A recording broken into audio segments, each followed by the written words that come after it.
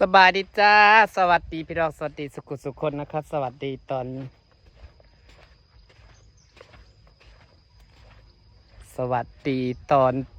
บ่ายแม่น้องตีว่าจะไปเอาเท่าแต่ยังสิย่างไปเบิ่งผู้เพิ่นอยู่บ่อนลกกะก่อนมาลกกะไปเอาบ่อเท่ามาย่างเบิ่งสวนนี่เด้อมาย่างเบิ่งสวนบ่ได้ปลูกหยังจะหญ้าขึ้นเลยต้นมะฮูกำลังเป็นหมากเย้หลังคาข่อยที่ข่อยมันใส่ปุ๋ยงามเลยเด้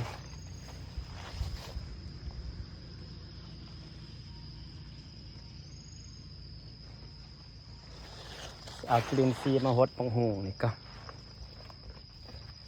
พันอันนี้แน่เลยต้องเป็นพันฮอลแลนด์บ่จักสิมาดูแลเอาต้นมะฮุงต้นนี้กันพันฮอลแลนด์แน่เลยนากระแล่แหล่นี่พี่น้องมะฮุงอยู่สวนนี่มันเป็นพันฮอลแลนด์แน่เลยนั่งอยากกินนั่งหมักมะฮุงพันฮอลแลนด์นะปลูกกดติดอยู่ดินอายเด่นนี่กำลังเป็นหมาจะมาถางหญ้าเอาไว้กินค่ะไม่มีใครมาดูแลก็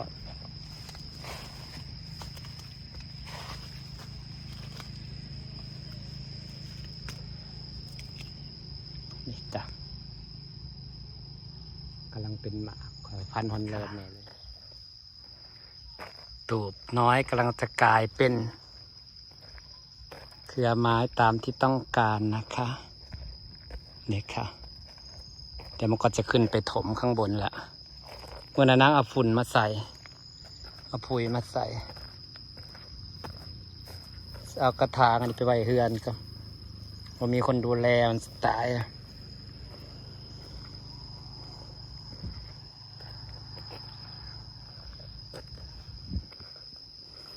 ส่วนต้นมะฮุงนี้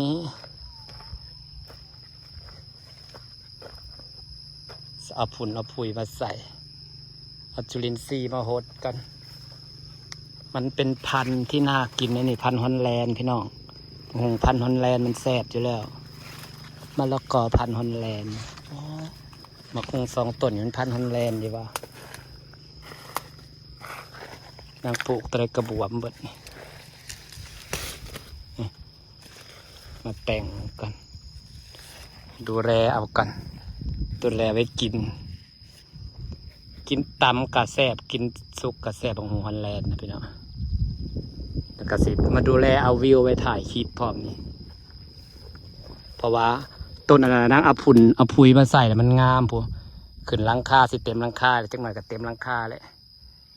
สิเอาฝุ่นเอาปุ๋ยมาใส่ให้มันอีกนี่ก็สิเอาปุ๋ยมาใส่อีกจุลินทรีย์มาลาดกัน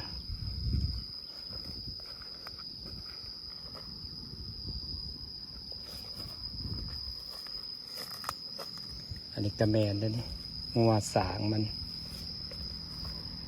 ขี้ดินมันแน่นนี่ขี้ดินตัวนี้มันบวมไปเนาะเป็นขี้ดินขี้หินแห่บ่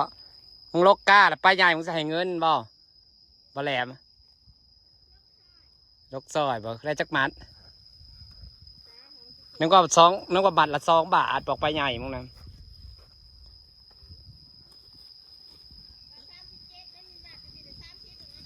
กินข้าวอยู่ใส่เลยนะได้ยังมากินทำอะไรมากินกันจ้ากินข้าวค่ะปลากระป๋องคือตอนมีแห้งได้ศูนย์ข่าวกับปลากระป๋องกินง่ายอยู่ง่ายซอกไอ้นอกเห็ดหน้าส่วนเห็ดเปิ้ลทงที่สุกเก่งเลยบ้าน3ซอกไอ้นอกทำนาแม่ไปกรุงเทพพ่อพอสบาย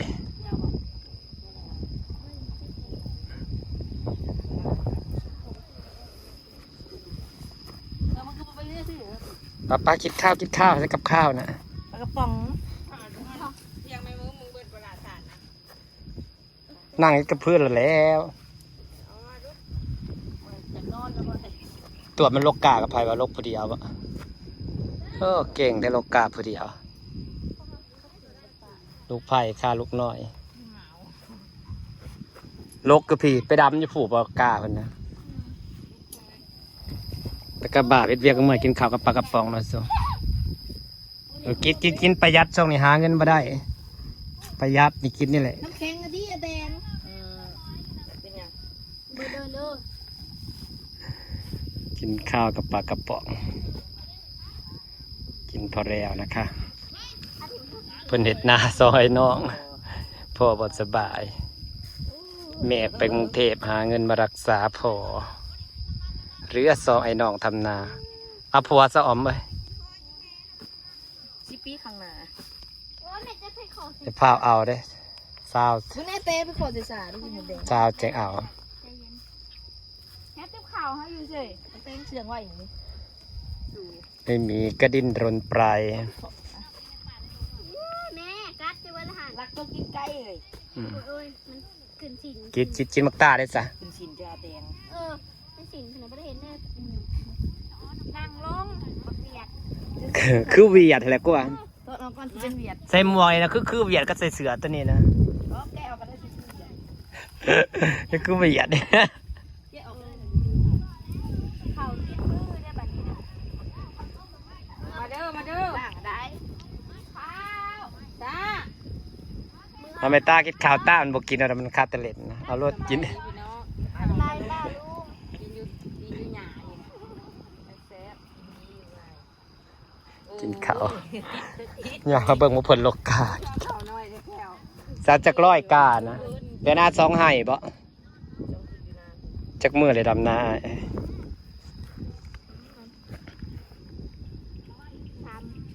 วัน เหลือสองไห้วันหน้าไห้ใหญ่ดำห่างๆรถยังเหลือตะกาอีกเพิ่นเฮ็ดหน้าซอยเนาะปัดเกี่ยวแล้วเกี่ยวอะปัดเกี่ยวแล้วเอารถเกี่ยวโลดโอ้ยแพงอะใครก็จ้างคนแต่ว่าน้ำฮอด100 สอบจิบ่100 สอบละ60 บาทก็6,100ขึ้นตาดท่าหายโลด เกี่ยวเองกันแล้ว เก่งแต่ว่า มาเลยมาเด้อก็กินมื้อปะเนาะ สิไปเอาอยู่ใส่เท้านั่นแต่หน้าไปก็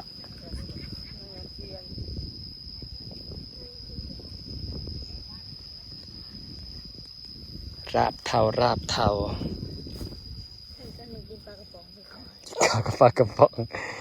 มาเด้อพี่น้องกินข้าวกับปลากระป๋องจ้ากระต้มไก่เห็นงานไม่เมื่อยก็กินกับปลากระป๋องอะไรแนวแซ่บแนวง่าย กินแล้วเราก็ลงเฮ็ดเวียกต่อ ต้องทำประกันคนจ้าเด้อ แต่เวียกบัตาตัวนั้น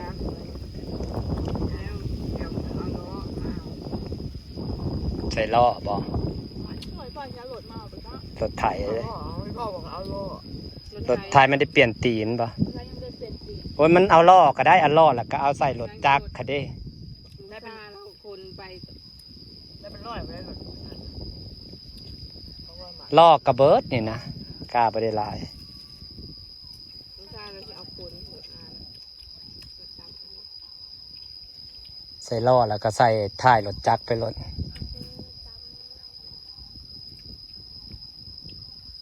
แกมาดีแล้วเท่ามาก็ได้ คนเลยมึงกินข้าวมึงเอาหรอนะ ก็เดินไปไหนวะถ้ามันเป็นตับมันนะเจอ นัดต่อยมันนะจ้า ไม่เห็นหัวจับนะ กินจ้า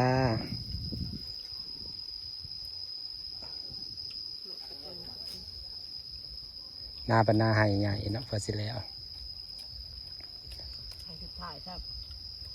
อันที่ใกล้ เฮงไห้ใหญ่ปะ ที่เดินย่นไงล่ะ มันแข็งอยู่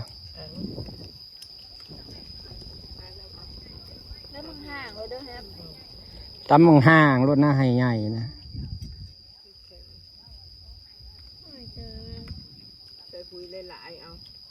ไว้หน้าให้ใหญ่ดำห่างงามอยู่เด้อนาอยู่น้ำมัน มาดึงซะเฮ้ยหายังจ้า เขาจอยนั่นบริการเขาประมาทบุกคือไปได้หรอกแต่ไหนมาเนี่ย เฮ้ย บอกบริการเขาประมาทนะ คุณชาคืออะไรปลาคอ ก็ วะ คือไปจ้าง ก็ขอบอกวัดนี่ต้มจะรับเท่ามาแรง ไม่ใช่เนื้อใส่เท้าเดียวไปก่อนเลย ชักที่ได้เท้าหรือเปล่า ไปบ่ได้เท้ามาลาบสิหัวอยู่ดอก เดี๋ยวจะรับเท่าไอ้เจงเท่า วังเนี่ย หาหอยไปเลยมันถึงแนวมันแซ่บ ปลาคอเอาปลาไว้แบบเท้าเอาปลาไว้แบบเท้านักเรียนคือ ตามห่างๆเอาใส่หน่อย ว้าว ๆเออ แม่บอกให้ใจเสียบเป็นยาวจุกเป็นยาว อันนี้ว่ากันแหละกับบอกแฮม โอ้เขา เทปน่ะจนแหล่พูดปะเจ้าของแหล่ โอ้บอกแฮมมันขาวจนอยากกินขาวจนอยากคาคอ จนแหล่ปะเจ้าของแหล่จังหน่อย ผู้สบู่นะ จนแต่ผู้สาวหมักมาสู เป็นก้อนก้อนหนึ่งนะบอกกินฮอตผิดนะทุกสบู่ อ่ะเขาก็ทูดร้ายแล้วป่ะ ว้าวเบื่อจังเลยเงา หนาเป็นแหล่เป็นบ่ใส่เสื้อแขนยาวดำเป็น นั่นเนาะ เวียดเลยเจียวเวียดเวียดตัวไหนก็สูงเลยบอกตัวนี้คือเวียดก็เต็มเงินเลยนะ เกวียนขี่รถจักรผ่านโควิดมาแต่ใส่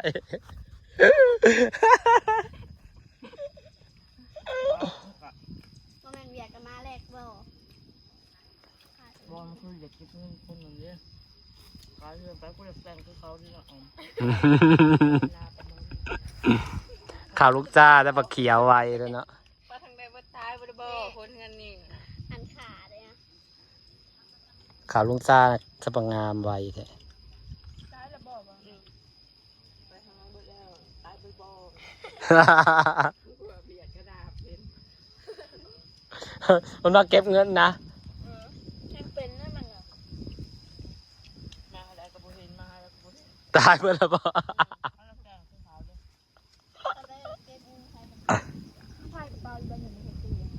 พี่น้องจ้าสิฝากบรรยากาศไว้ซ้ำนี่เด้อจ้าขอบคุณทุกคนที่ยังติดตามนะจ้าพี่น้องไปเบิ่งลานลกกาไปลกเรามาอื่นจะสิไปดำหน้าซอยเขาฮักกะหัวลานเห็ดนาสองไอ้น้องออมแอมก็แฮปปี้เห็ดนาสองไอ้น้องได้อจ้าพี่น้องหน้าทงพักใหญ่แม่น้องตีแล้วนาแล้วก็มาดำมาซอยลกกามาอื่นก็คือจะไปซอยดำแหละ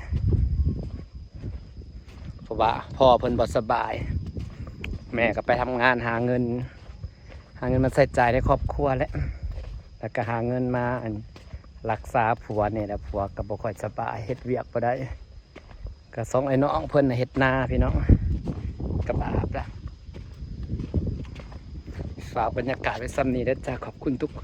ติดตามเด้อจ้าพี่น้องสบายดีเด้อจ้า